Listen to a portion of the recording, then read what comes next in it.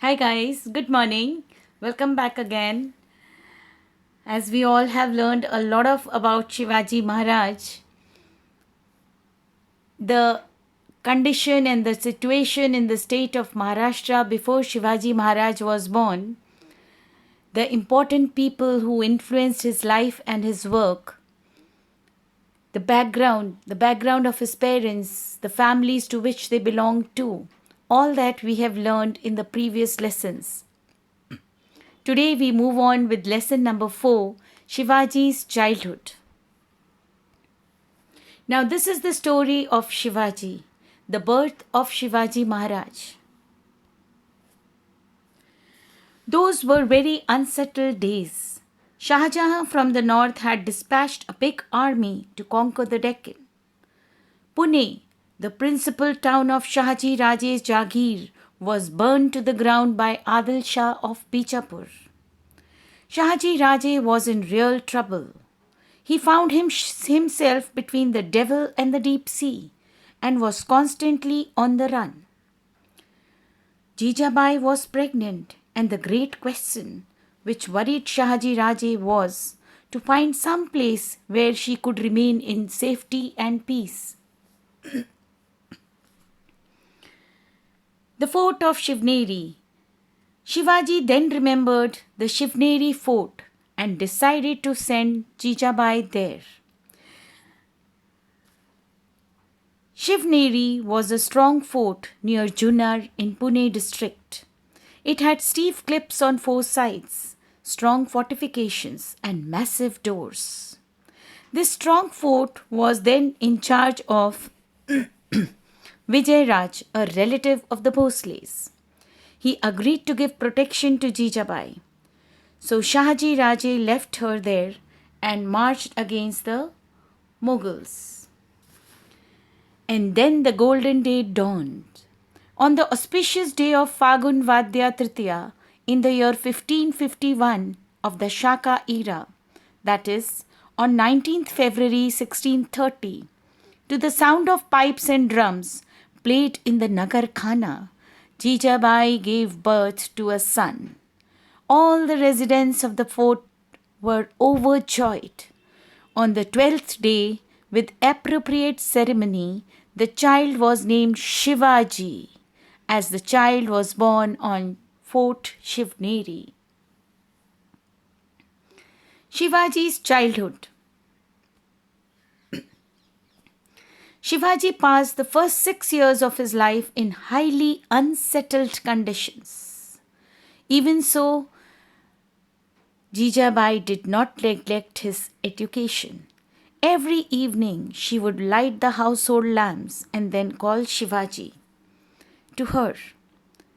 She would shower all her affection on him and tell him the stories of Rama and the Krishna, of Bhim and Abhimanyu. On other occasions, she would recite to him the devotional songs of Namdev, Dhyaneshwar, and Eknath.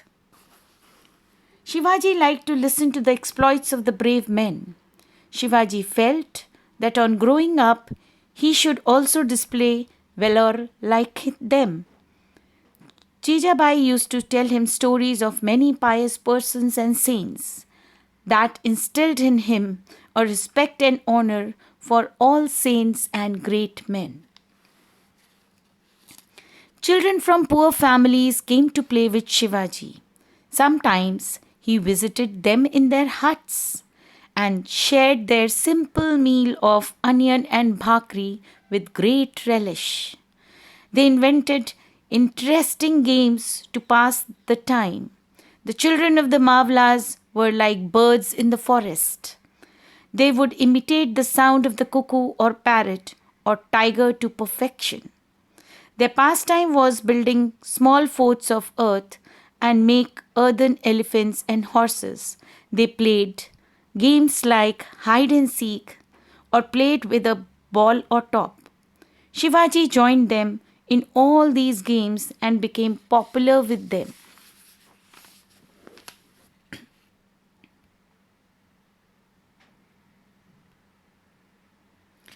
Shivaji Raje towards the Mughals. Shahaji Raje returned to Nizam Shahi all right, but he did not get any peace of mind there. Nizam Shah himself was a fickle minded person who readily believed in all the gossip.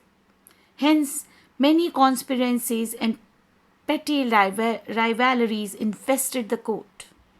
This led to the killing of Lakhuji Rao Jadhav openly in the court at the instigation of Nizam Shah himself. Shahaji Raje could not withstand this. Infuriated, he left Nizam Shahi and joined the Mughals.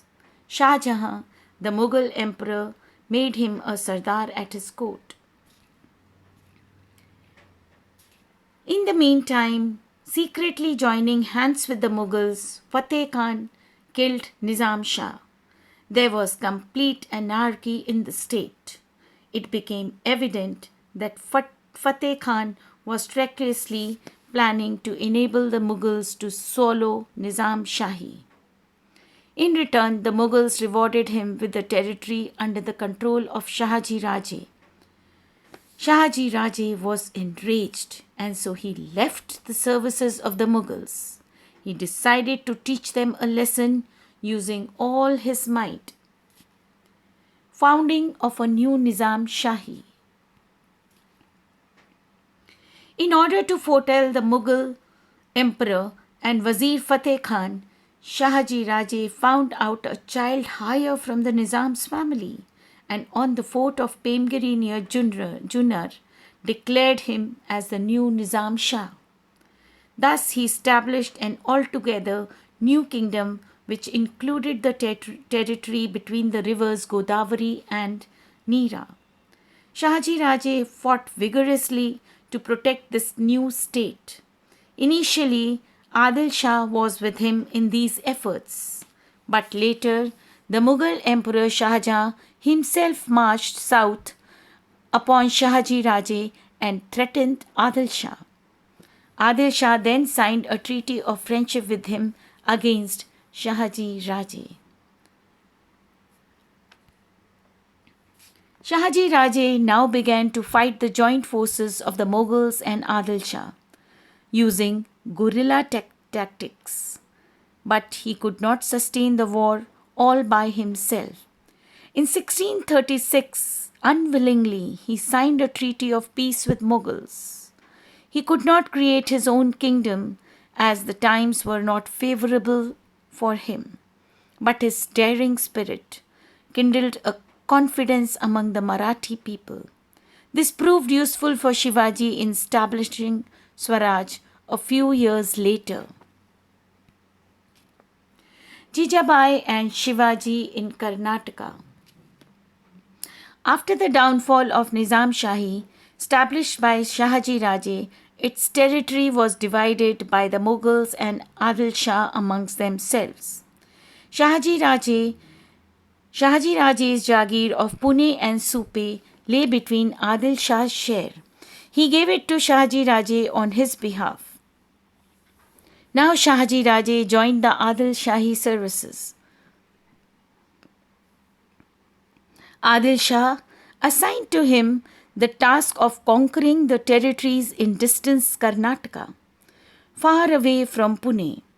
Sometime after the departure of Shahaji Raje to Karnataka, Jijabai and Shivaji also joined him there. Shivaji's childhood in Maharashtra had been very hectic. He and Jijabai had to run continuously from one fort to another. At that time, young Shivaji used to hear the stories of the brave deeds of his father. Jijabai and Shivaji got some peace when they arrived in Karnataka. Shahaji Raje defeated many kings in Karnataka. Adil Shah awarded him the Jagir of Bangalore. Shahaji Raje then made the city of Bangalore his headquarters. He lived there with all the trappings of the king and began to summon the court. So boys, we have learned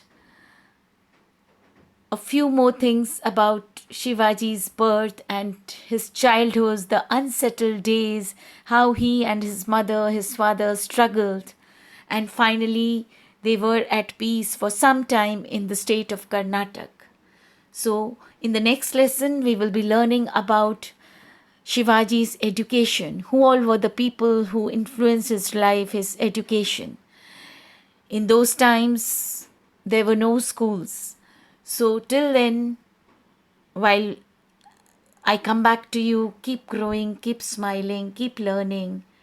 Thank God for all the blessings which He has blessed you with. Remember to stay in, stay safe, and most important, enjoy the little things. Thank you and have a wonderful day ahead.